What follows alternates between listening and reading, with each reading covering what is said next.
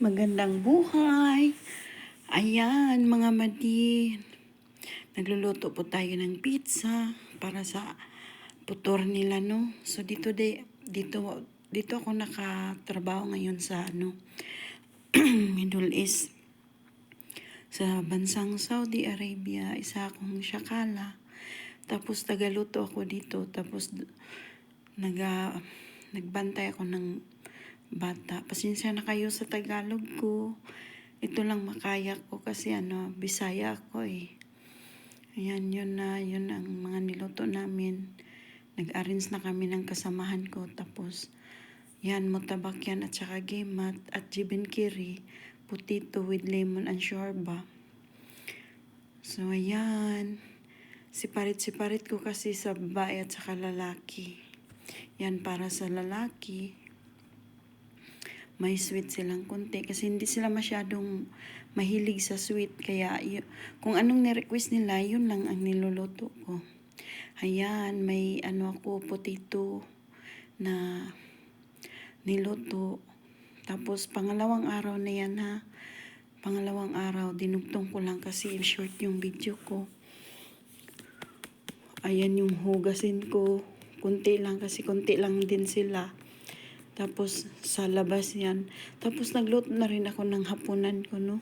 So, yan ang luncheon meat na ginawa ko. Nilagay ko sa kalayo tapos, para maumangat siya. Para hindi madurog pag kukunin. Yan ang sikreto ko. Pasensya na po kayo kasi yung boses ko mahina. Kasi may amo ko dito eh. Yan, naprito ko na siya. Yun lang, yung ko, pinirito ko na luncheon meat, yun ang hapunan ko, no? So, mabilis lang po ang transition. Dumating na po ako sa niyan, pangatlong araw ba o dalawang araw? Basta yun na yun. Maraming salamat pala sa inyo sa pagsubaybay sa akin. Kahit hindi ako gaano kadalas dito mag-upload ng video. Ayan na po, naluto na.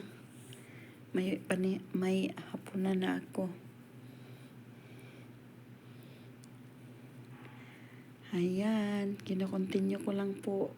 Yan po yung pananghalian ko. Hinati ko po yun. At pangatlong araw na po to, nagluto ako ng shorba at saka sambusa. Yan. Yan ang niluto ko. Yun lang ang request nila eh. Di kasi gaano sila kumain kasi mga mga vegetarian. Separate kong niluto kasi may fil-fil yan. Yung isang kaldero naman, walang pilpil. Alam nyo ba kung anong pilpil? Yun ang chili. At ayan, nagluto po tayo ng gemat sa pangatlong araw. Kadalasan kasi hindi mawawala yung gemat. Araw-araw yan lulutuin. So, ayan na po. May pahabol po tayong patatas. At saka nag-arrange na naman kami ni Itim. Sa pangatlong araw na to, yun pa rin yung ina-arrange namin.